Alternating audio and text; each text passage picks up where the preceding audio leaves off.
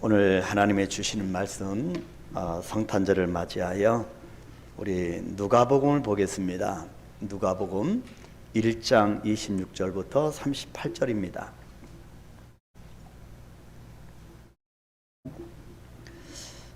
누가복음 1장 26절로 38절 말씀을 우리 한번 천천히 또 의미를 기억하면서 같이 합독하도록 하겠습니다. 여섯째 달에 천사 가브리엘이 하나님의 보내심을 받아 갈릴리 나사렛이란 동네에 가서 다윗의 자손 요셉이라 하는 사람과 약혼한 처녀에게 이르니 그 처녀의 이름은 마리아라. 그에게 들어가 이르되 은혜를 받은 자여 평안할지어다. 주께서 너와 함께 하시도다 하니 처녀가 그 말을 듣고 놀라 이런 인사가 어찌함인가 생각하며 천사가 이르되 마리아여 무서워하지 말라. 네가 하나님께 은혜를 입었느니라. 보라 네가 잉태하여 아들을 낳으리니 그 이름을 예수라 하라. 그가 큰 자가 되고 지극히 높으신 이의 아들이라 일컬어질 것이요 주 하나님께서 그 조상 다윗의 왕위를 그에게 주시리니 영원히 야곱의 집을 왕으로 다스리실 것이며 그 나라가 무궁하리라. 마리아가 천사에게 말하되 나는 남자를 알지 못하니 어찌 이 일이 있으리이까. 천사가 대답하여 이르되 성령이 내게 임하시고 지극히 높으신 이의 능력이 너를 덮으리니 이러므로 나실 바 거룩한 이는 하나님의 아들이라 일컬어지리라. 보라 내 친족 엘리사벳도 늙어서 아들을 배웠느니라. 본래 임신하지 못한다고 알려진 이가 이미 6달이 되었나니 대저 하나님의 모든 말씀은 능하지 못하심이 없느니라. 마리아가 이르되 주의 여종이오니 말씀대로 내게 이루어지이다 하매 천사가 떠나가니라. 아멘. 아멘. 감사합니다. 여러분 성탄의 기쁨이 여러분 가득하십니까? 아멘. 우리 지사님 조금 기둥에서 이쪽으로 앉아주시면 좋을 것 같아요. 자리가 없으면 몰라도 제가 지사님 얼굴이 안 보여서 우리 같이 목사하고 얼굴을 같이 마주 대하면서 말씀을 나눴으면 좋겠습니다. 감사합니다. 오늘은 아기 예수께서 이 땅에 오신 성탄절 주일입니다. 우리는 지금까지 구세주의 오심을 간절히 대망하면서 대강절 기간을 말씀과 기도로 지내왔습니다. 그래서 주일날도 계속 임마누엘의 징조에 대해서 살펴봤고 또 새벽기도에도 또 마찬가지였고 우리가 금요기도에도 계속 성탄절에 대한 그 말씀을 같이 나누고 기도로 이렇게 지내왔습니다. 자, 구약에서부터 구세주 탄생의 예고와 그것을 가능하게 처녀의 몸에서 아기가 예수가 오신다고 하는 잉태하게 된다는 이 예고, 그것을 가능하게 하신다는 확신을 주시기 위해서 임마누엘의 징조를 보여주신 하나님의 그런 역사, 그런 하나님의 우리를 향하신 크신 사랑을 우리가 보았습니다. 자, 역사 속에서 이 땅의 교회들은 복음서에 상당히 많은 부분을 차지하는 이 예수님의 탄생의 의미를 굉장히 소중히 여겨왔습니다. 우리도 마찬가지고요.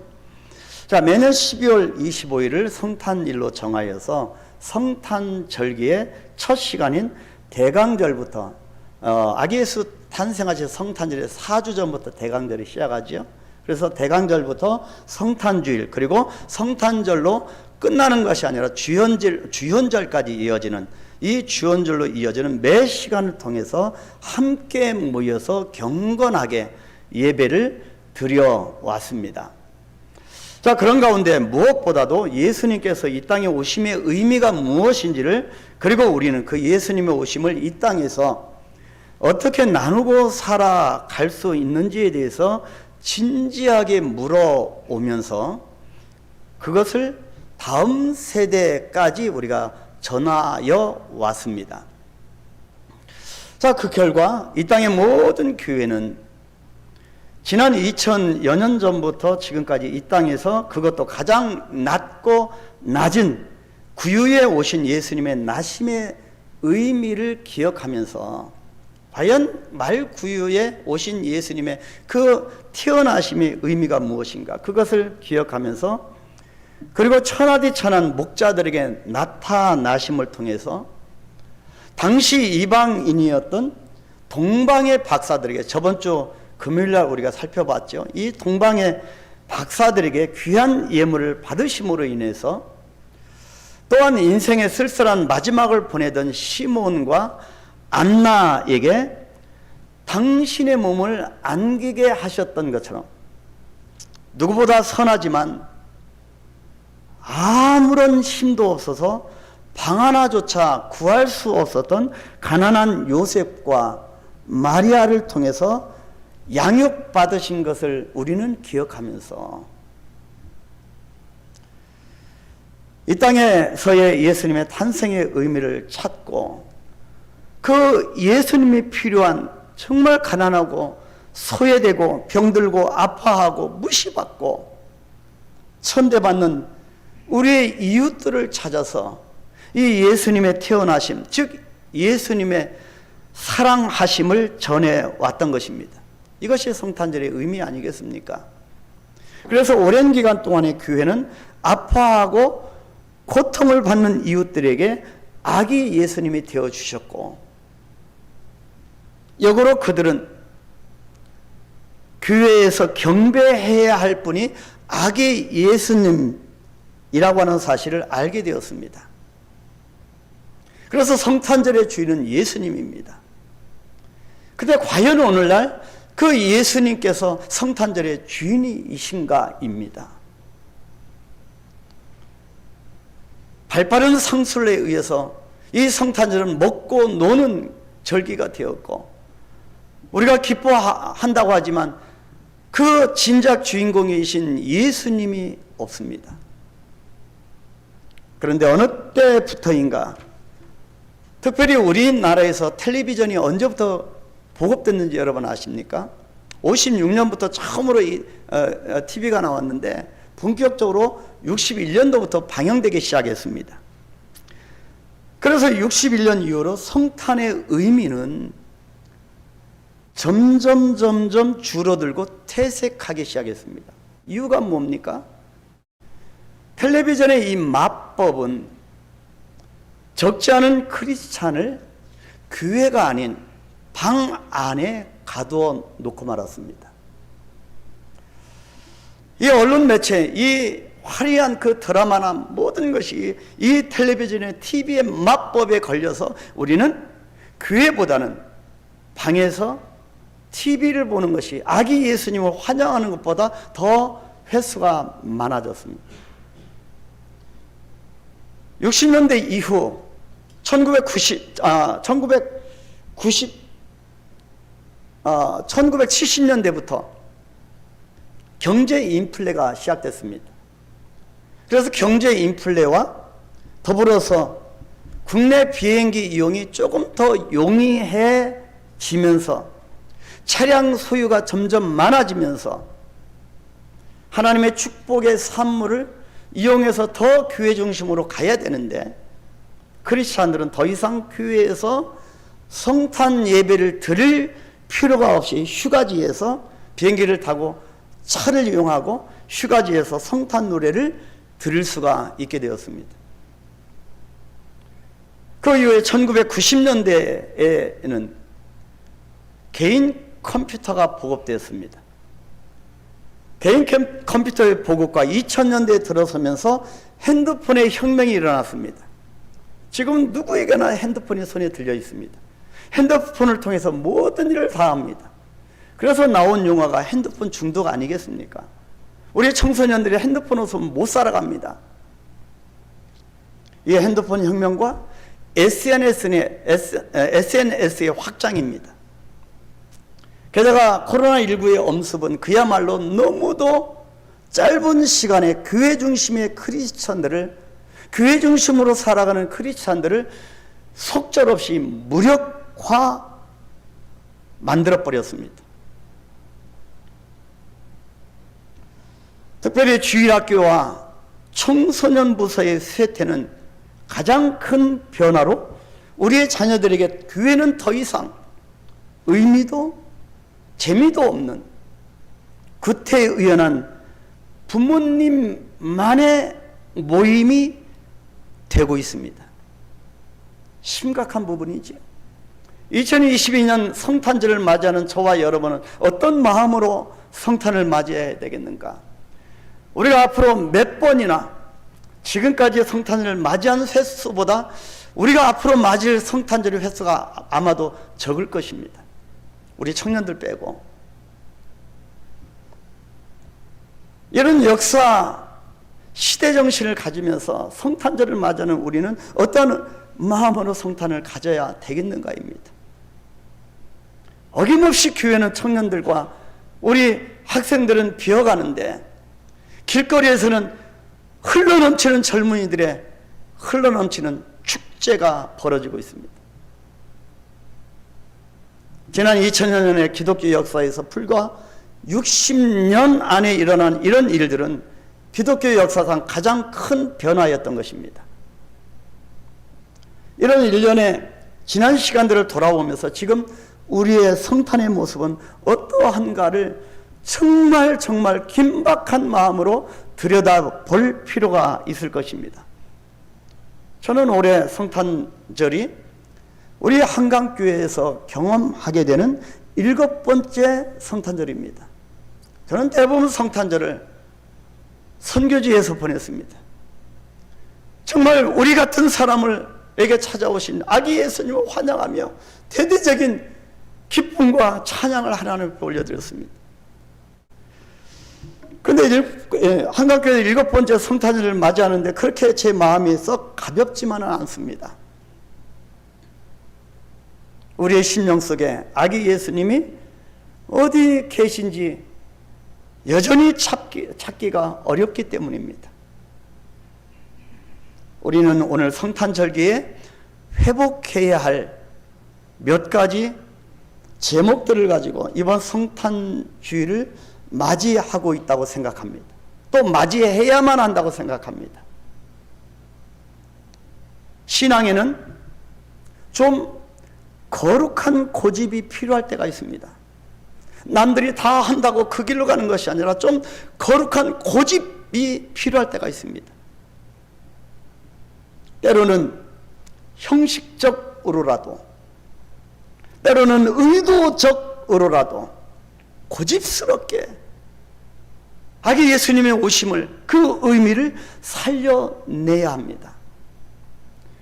우리 다음 세대 여러분 보십시오.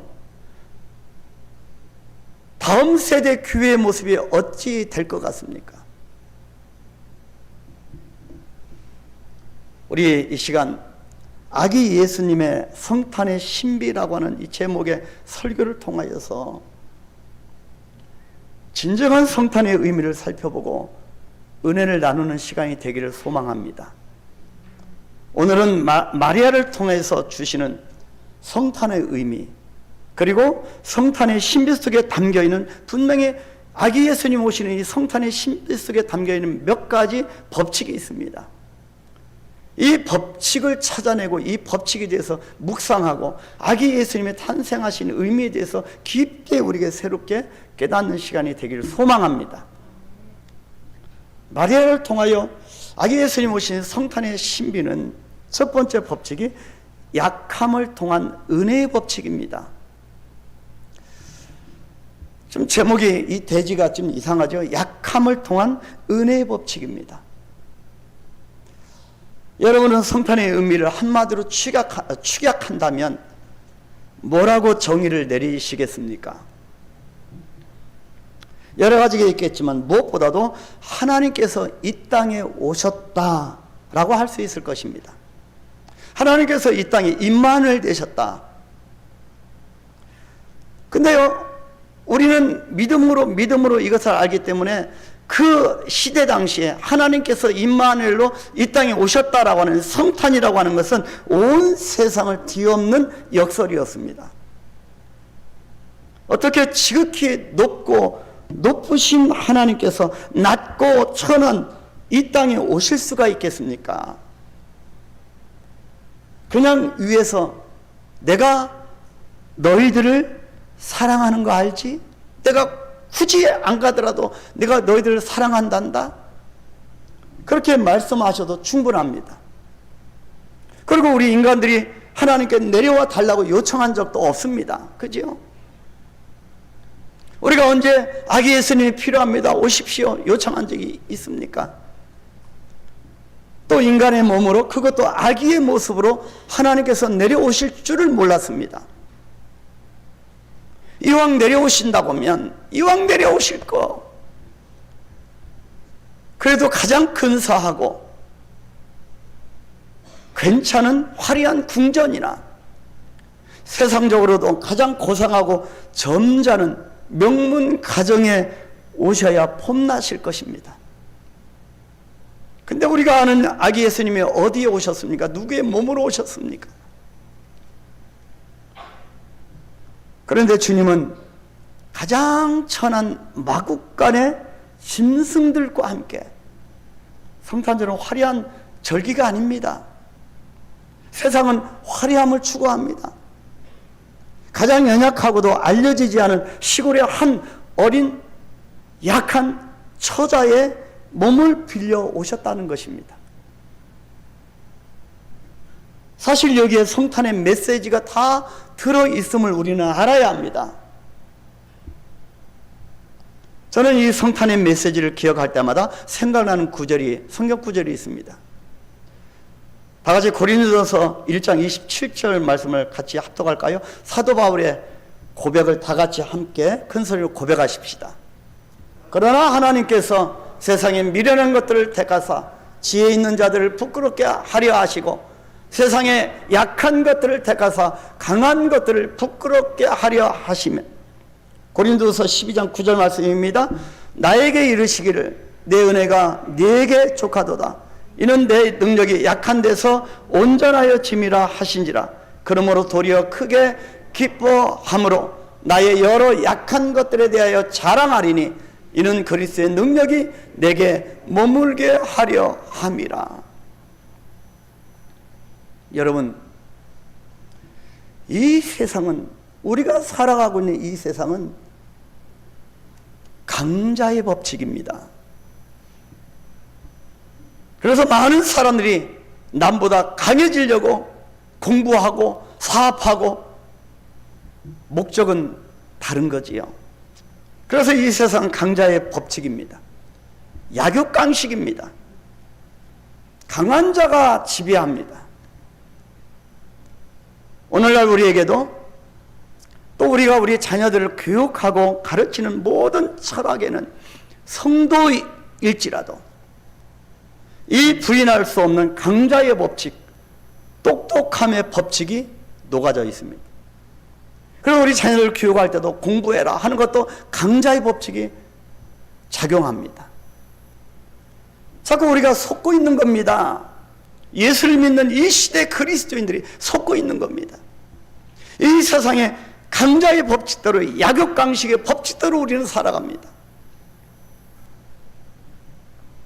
오늘 본문은 이것을 깨트리는 본문입니다. 하나님께서 시골의 한 여인, 정말 약한 마리아를 택해서 하나님의 말씀, 구약부터 예고하신 이 하나님의 말씀을 이루어가는 것을 보게 됩니다. 우리는 이 말씀 속에서 우주에는, 우리가 사는 이 우주에는 두 가지 법칙이 흐르고 있다고 하는 것을 볼 줄 알아야 합니다. 이것이 분별력입니다. 하나는 강함의 법칙이요, 그리고 또 하나는 은혜의 법칙입니다. 그래서 오늘 계속 말씀합니다. 그에게 들어가 이르되 은혜를 받은 자여, 은혜를 받은 자여. 계속 30절에도 내가 하나님께 은혜를 입었느니라, 은혜의 법칙이 흘러갑니다. 세상은 강함의 법칙대로 살아가고 모든 강자가 되기 위해서 그렇게 몸부림칩니다. 그런데 우리는 강함의 법칙대로 살아가는 자가 아닙니다. 이미 그것을 내려놓은 자입니다. 하나님의 은혜의 법칙대로 살아가는 자가 되었습니다. 예수님 당시에 온 세상은, 각 나라들은 페르시아와 바벨론을 통합한 강력한 나라인 로마 제국에 의해서 통치를 받고 있었습니다. 모든 것이 로마로 향했고 로마로 모든 것이 나왔습니다. 그래서 모든 길이 로마로 통하고 있었고, 모든 정치와 문화와 철학과 교육과 예술과 그 어느 영역에도 로마의 힘이 닿지 않는 데가 없었습니다.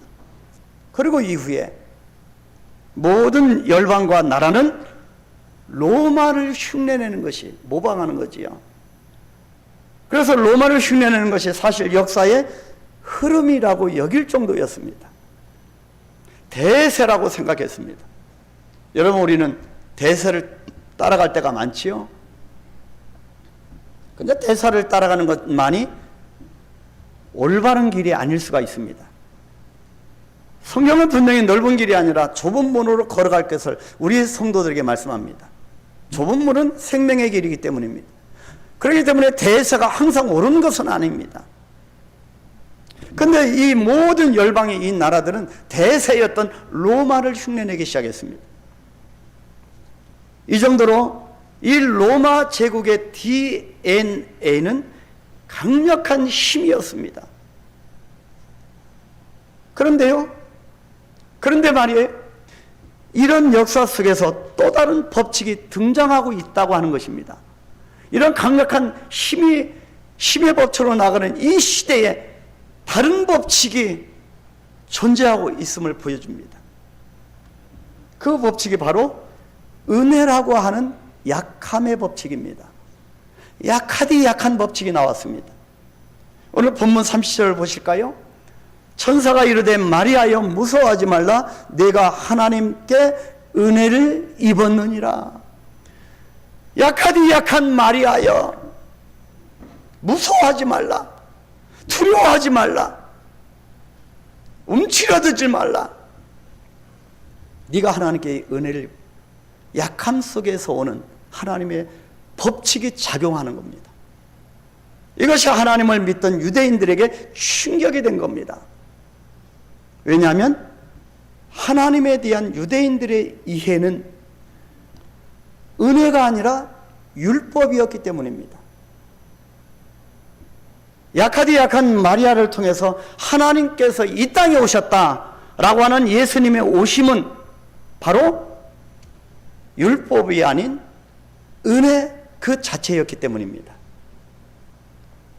그렇기 때문에 하나님의 이 은혜를 입지 않고는 결코 알 수도 믿을 수 없는 것이 성탄의 신비인 것입니다. 강력한 로마 시대에 약함의 법칙, 이 은혜의 법칙을 선포하였으니 얼마나 저들이 놀랬겠습니까? 여러분, 이런 천지가 진동할 아기 예수 성탄의 이 소식을, 진리를 선포해야 합니다. 세상이 놀랍도록 선포해야 합니다. 신앙생활도 마찬가지입니다. 하나님의 은혜를 입지 않으면 온전히 이해할 수가 없습니다. 연약하고 또 연약한 우리가 어떻게 하나님의 은혜의 세계를 이해할 수가 있겠습니까? 은혜를 입어야 합니다. 사실 우리는 예수님을 통해서 스스로가 더 강해지기를 원합니다. 하나님, 강력하게 나를 세워주옵소서. 내가 강해지기 원합니다. 돈도 잘 벌고 건강해지고 내가 강해지기 원합니다. 여러분, 그 기도는 어찌 보면 좋은 기도인 것처럼 여겨지지만 여러분 속지 마십시오. 이 기도는 대세를 따라가는 겁니다. 강자의 법칙이 운행하는 그런 영역 속에 있는 기도입니다. 하나님의 예수님을 통해서 우리가 더욱더 강해지길 원하는데요, 어찌 보면 이것은 신앙의 초보 단계입니다. 우리가 예수님을 간 믿고 나서 자꾸 하나님이 우리에게 강함을 주시는 겁니다. 믿음을 주시기 위해서 신앙의 첫 번째, 하나님 강함을 얻게 하옵소서. 이 기도는 신앙의 초보 단계입니다. 그런데 신앙의 깊은 단계가 무엇일까요? 예수님을 믿으면 믿을수록 예수님은 강하신 주님이 되시고 나는 약한 종이 된다고 하는 사실을 깨닫는 단계입니다. 가면 갈수록 주님은 강해지고 나는 약한 존재인 것을 깨닫는 것입니다. 그래서 예수님을 오랫동안 알았는데도 내가 아직도 여전히 내가 자아가 강하면 아직 내가 죽지 않은 초보 단계에 머물러 있다고 하는 말입니다. 내가 강하면, 예수님이 강하지 못하면 내가 속한 공동체가 어렵습니다.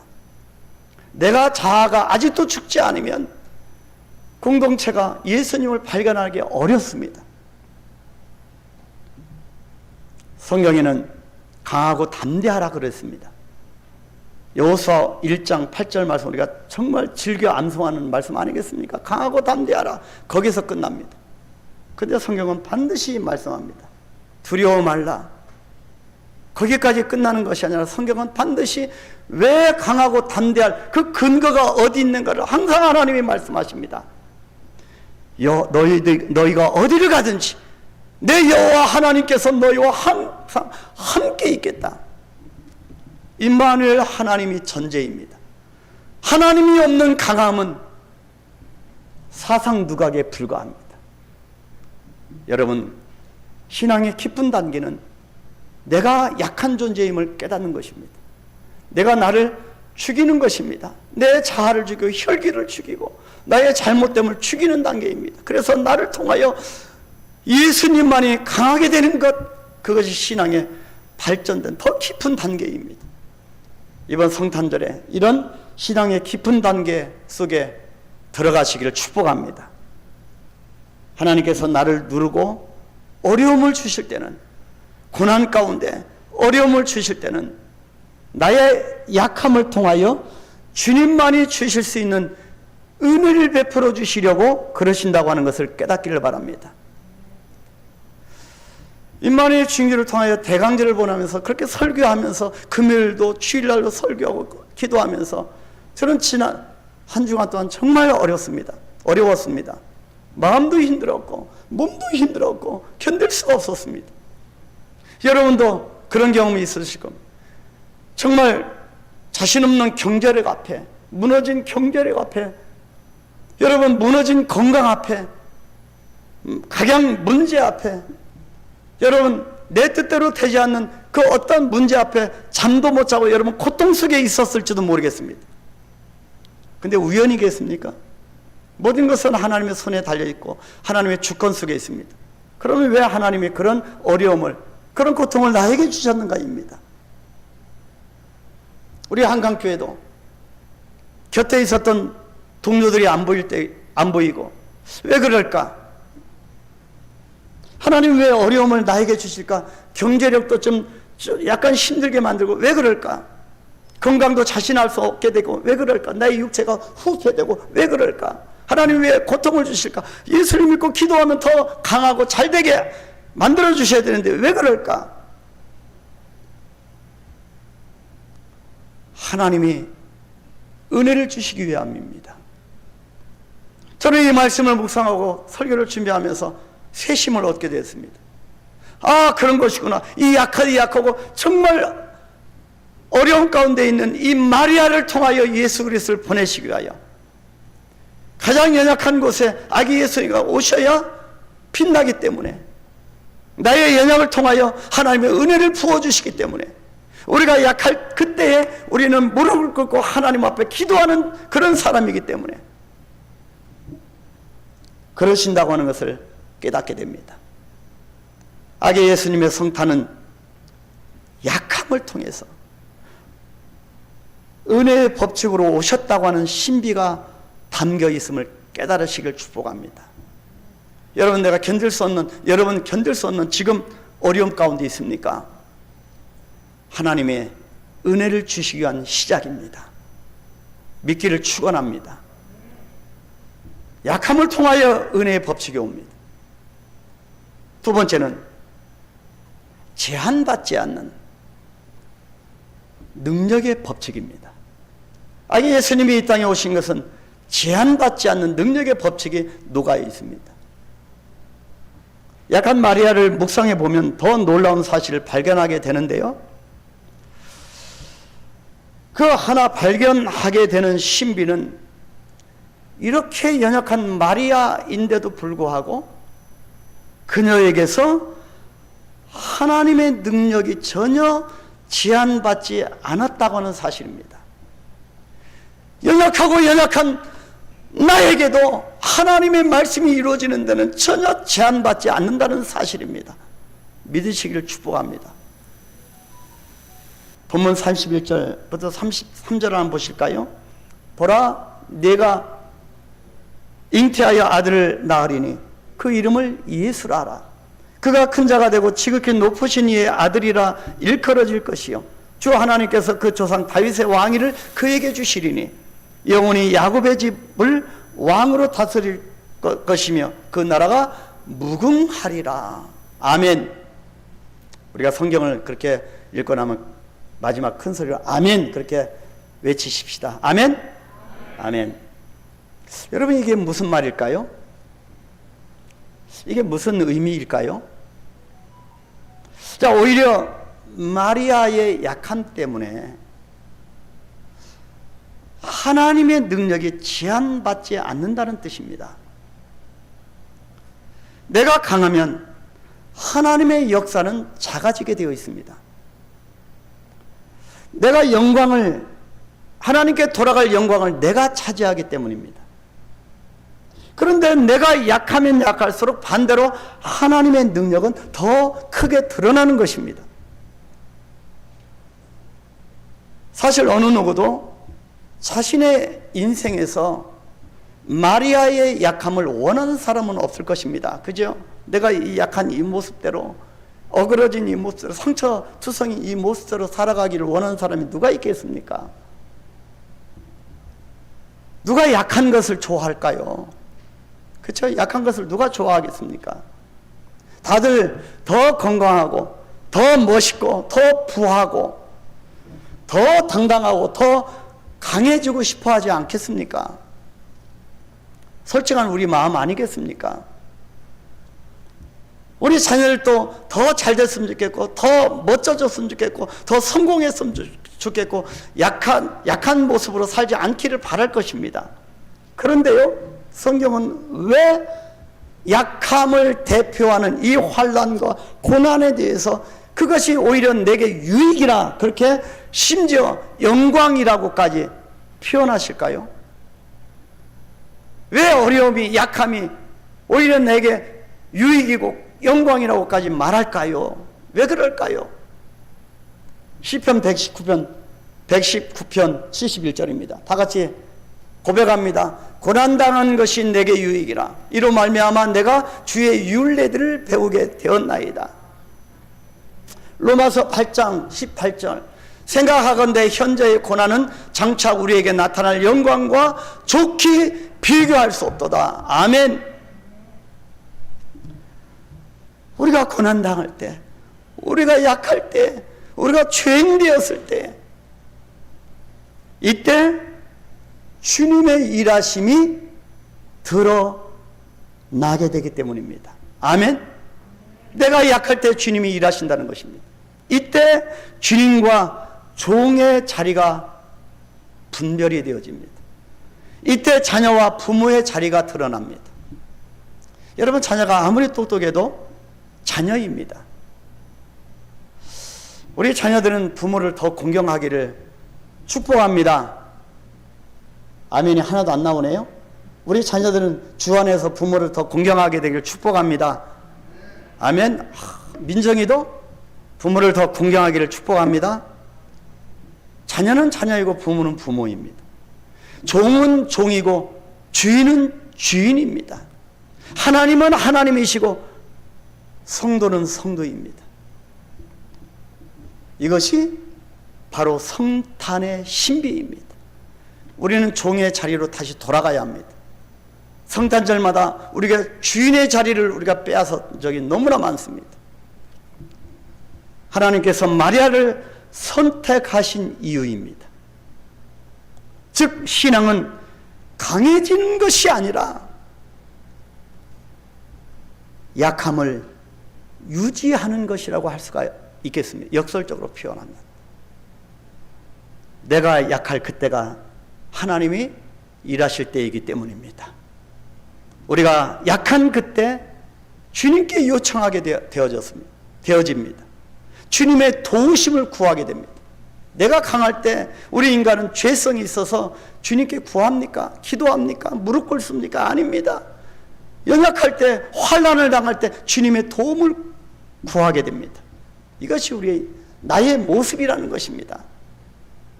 이것을 깨닫는 성탄절이 되길 축복합니다. 종의 자리로 다시 돌아가기를 축복합니다. 성도가 성도의 자리로 돌아가기를 축복합니다. 하나님의 자리를 빼앗으면 안 됩니다. 그때 비로소 주님이 일하시는 것입니다. 우리가 연약한 그때에 주님께서 찾아오시는 것입니다.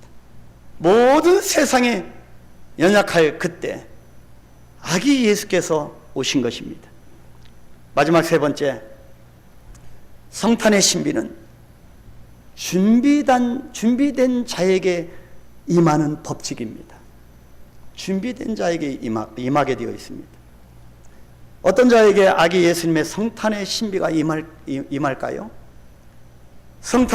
아기 예수님의 성탄이 이 지구상의 모든 사람에게 임할까요? 아닙니다. 우리 아기 예수님, 이 땅에 오신 것, 또 십자가에서 죽으신 것은 단회 일회성입니다. 근데 그의 모든 효력은 온 인류에게 미치는 것이지, 아기 예수님이 이 땅에 오신 것이 모든 사람에게 해당되는 것이 아닙니다. 선택교리입니다. 선택이 있으면 유기가 있습니다. 이것이 세가족 성경 공부반에서 여러분 다 배우신 내용입니다. 어떤 사람에게 성탄의 신비가 임할까요? 성경에서 예고한 아기 예수님의 성탄이 어떤 사람들에게 말씀대로 이루어질까요? 오늘 본문 38절입니다. 마리아가 이르되 주의 여종이 오니 말씀대로 내게 이루어지이다 하며 천사가 떠나가니라. 주의 여종이 오니 말씀대로 내게 이루어지이다. 중요한 말입니다. 자, 이것을 어떤 한 성경학자는 이렇게 이 구절을 이렇게 의역했습니다. 어떻게 의역을 했냐면, 이제야 모든 것을 알겠습니다. 나는 섬길 준비가 되었습니다. 당신의 말씀대로 이루어지기를 원합니다. 이 구절을 이렇게 성경학자가 이렇게 의역을 했습니다. 자, 어떤 사람에게 주님의 말씀대로 이루어진다고요? 주님을 섬길 준비가 된 사람입니다. 마리아는 겉으로는 약하고 어린 여자처럼 보였지만 사실 마리아는 준비된 사람이었던 것입니다. 주의 여종이 오니 말씀대로 내게 이루어지게 하옵소서. 말씀대로 이루어지이다. 준비된 사람의 고백입니다. 여러분, 준비는 주인에게 해당되는 단어가 아닙니다. 준비라고 하는 것은 종에게 해당되는 단어가 바로 준비입니다.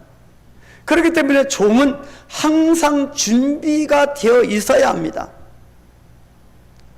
주인이 어디를 가자고 해도, 무엇을 하자고 해도, 심지어 예상하지 못했던 명령을 내려도, 내가 생각할 때 합당하지 않은 것 같은 명령을 내려도, 아니 그 명령이 황당무계하여도 종은 그런 모든 주인의 명령 앞에 준비된 사람입니다. 그 사람이 종입니다. 종이란 직분이 그렇습니다. 여러분 직분이 있으시죠? 그 직분은 종의 신분입니다. 그래서 교회에서 결정하고 교회에서 말하는 것은 종의 신분으로 아멘 하고 화답하는 것 외에는 없습니다. 이것이 종입니다. 그렇기 때문에 준비를 잘하는 자가 착하고 충성된 종의 모습입니다. 그럴 때 주님의 뜻이 종을 통해 이루어지는 것입니다. 그래서 성탄의 신비는 준비된 자에게 이루어지는 법칙입니다. 종의 법칙입니다. 여러분, 종이 되어서 그 주인 되신 주님이 무엇을 말씀하시든지 아멘 아멘 신중하는 그런 성탄절이 되기를 축복합니다. 하나님은 마리아에게 이렇게 물으신 겁니다. 마리아가 이르되 주의 여종이 오니 말씀대로 내게 이루어지다. 뭐라고 말씀하셨기에 여기는 생략됐지만 뭐라고 하셨기에 마리아가 이렇게 대답을 했을까? 하나님은 마리아에게 이렇게 물은 것입니다. 너 준비되었니? 너 내가 보낸 아기 예수 나의 독생 성자를 맞이할 준비가 되었니? 그렇게 물어보신 겁니다. 그러니 마리아가 이르되 주여 주의 여종이 오니 말씀대로 내게 이루어지이다. 종으로서 주님 저는 준비가 되었습니다 라고 하는 고백입니다. 여러분 준비되었습니까? 그래서 이것을 여러분 흔히들 이렇게 아이들도 놀 때 보니까 Are you ready? Are you ready? 그렇게 합니다. Are you ready? 준비되었니? 준비됐나? 그죠? 준비됐나? 하나님이 물어보신 거예요. Are you ready? 뭐가 준비됐냐는 것입니까? 아기 예수를 받을 준비됐냐? 이것을 좀 약간 바꿔보겠습니다. Are you ready to believe? 믿음입니다. 너 믿음으로 준비됐니? 그죠? 너 준비됐니? Are you ready to? 여기에 많은 단어, 이 가로 치고 Are you ready to? 가로. 이 가로를 채워가는 것이 이 성탄절의 의미를 깨달아가는 그런 모습이라고 저는 생각합니다. 신앙생활, 우리 인생은, 신앙의 인생은 이 가로, 뭐가 준비되었냐는 것입니다. 이 가로를, 단어를 치워나가는 것이라고 하는 생각이 들었습니다. Are you ready to believe? 믿음으로 준비됐니? 복종입니다. 너 복종할 준비가 되었니? 미션입니다. 여러분 여기 미션이 있습니다. 이 미션이고 이 사명으로 준비되었니? love입니다. 너 사랑할 준비가 되었니? Are you ready to love? 그죠? 너 갈 준비됐니? 하나님의 복음 붙들고 선포하러 갈 준비됐니? Are you ready to go? 그죠? 하나님의 가라 할 때 갈 준비되었니? 바로 아브라함은 그런 면에서 준비된 사람입니다. 하나님이 가라 할 때 갈 바를 알지 못하고 떠난 사람입니다. 그죠? Are you ready to go? 이것을 안 아브라함이었습니다. 돌봄입니다. 너 연약한 성도들 돌볼 준비가 되었니입니다.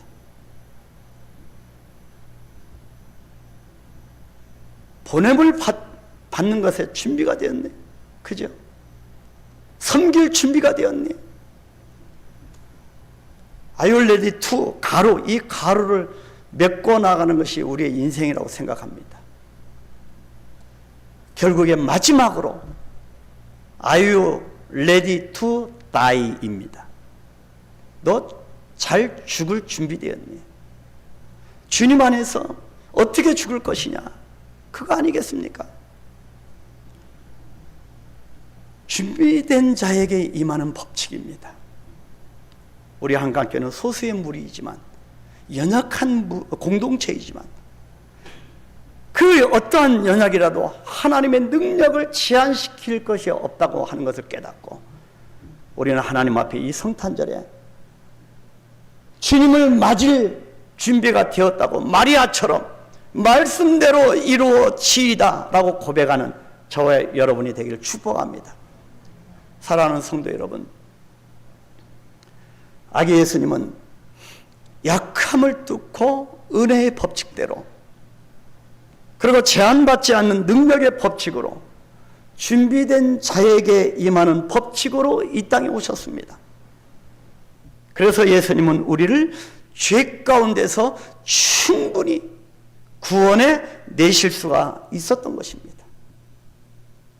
빌립보서 2장 6절에서 8절 말씀을 다 같이 큰 소리로 합독하겠습니다.